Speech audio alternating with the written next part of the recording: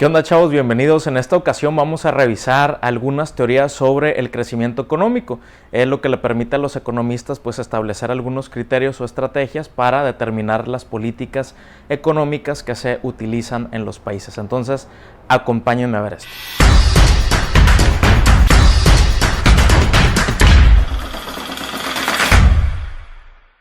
La primera de las teorías del crecimiento económico se conoce como el modelo clásico, es decir, así como en la literatura existen los clásicos, así como en la poesía existen los clásicos o como en la historia, también en las situaciones económicas se produce este mismo fenómeno. ¿Cuál es el contexto? Durante el siglo XVI, el siglo XVII y el siglo XVIII, los europeos tienen contacto con el continente americano, vienen, colonizan y entonces empiezan a llevar todos los productos que encontraron en América que no existían en Europa. Tal es el caso, por ejemplo, de lo que ocurre con el caso de Mesoamérica y el tomate.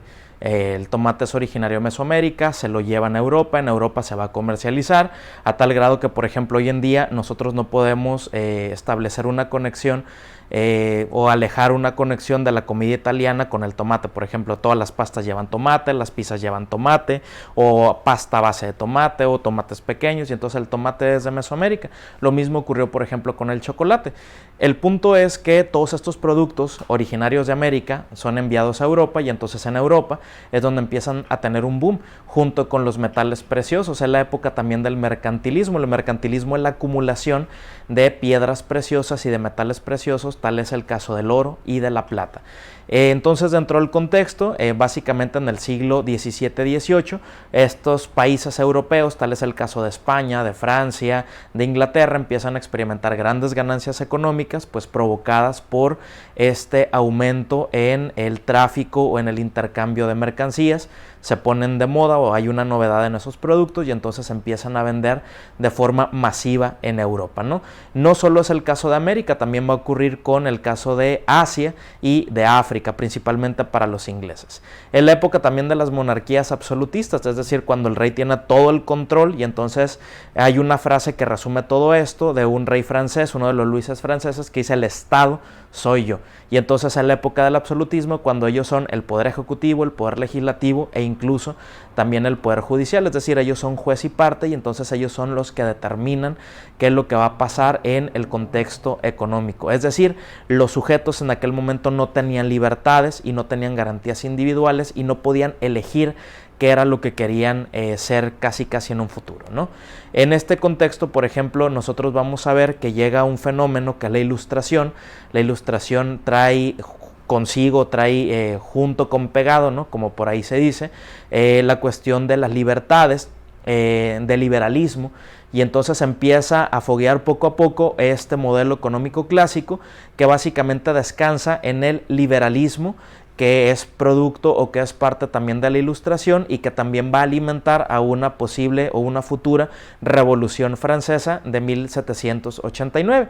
Es decir, el liberalismo económico va a descansar en lo siguiente: la escuela económica clásica va a plantear que la economía de las naciones se va a regir por un orden natural, es decir, el rey no es el que va a determinar qué es lo que ocurre en la economía, sino es un orden natural el que va a llevarnos a las leyes del mercado. El orden natural es el que va a llevarnos a elegir determinados productos, o yo qué quiero comprar, ¿de acuerdo?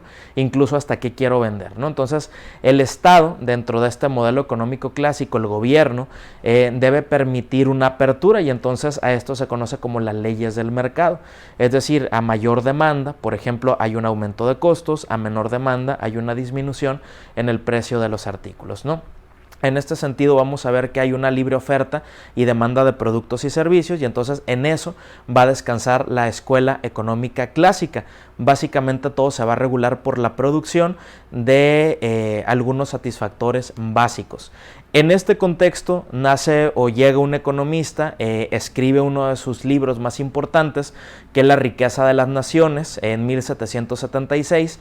Este economista es Adam Smith, y entonces él es considerado el padre de la economía clásica.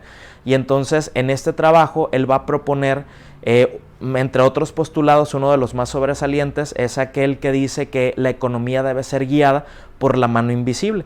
Es decir, imaginen así como cuando estamos en la computadora y el cursor del mouse se vuelve una manita.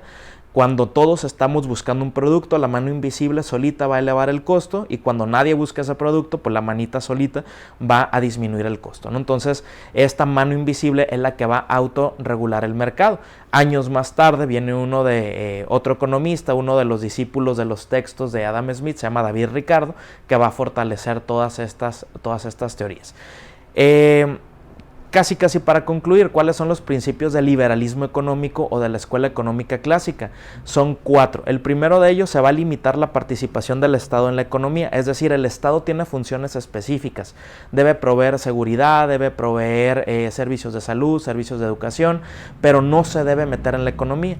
El ejemplo que casi siempre utilizo aquí es el siguiente: cuando nosotros estamos jugando fútbol, hay 2 equipos, y hay reglas, y quien aplica las reglas del juego en la cancha es el árbitro.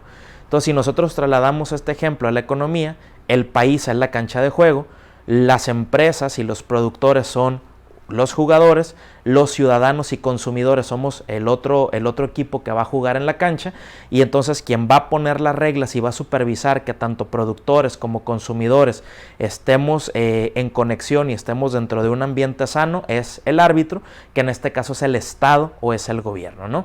Número 2, segundo de los principios del liberalismo económico: se debe brindar plena libertad a las fuerzas del mercado.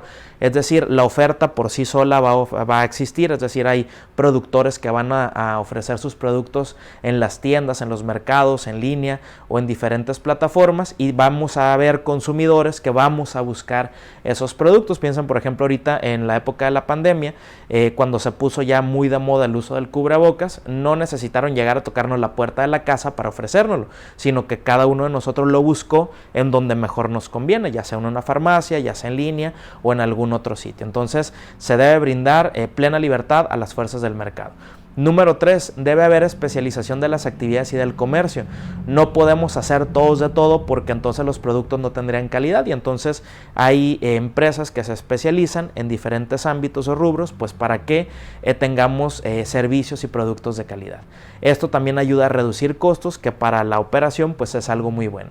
Y el cuarto y último principio es el de la división del trabajo, es decir, cada quien debe saber qué es lo que tiene que hacer, con qué esmero, con qué calidad lo debemos llevar a cabo para tratar de tener las menos fallas posibles, y que el proceso productivo y que los 3 sectores económicos, primario, secundario y terciario, pues tengan una conexión entre ellos. Entonces, pues de esta manera hemos revisado ya a grandes rasgos lo que es el modelo económico clásico, y pues en la próxima entrega veremos otro nuevo tema. Saludos.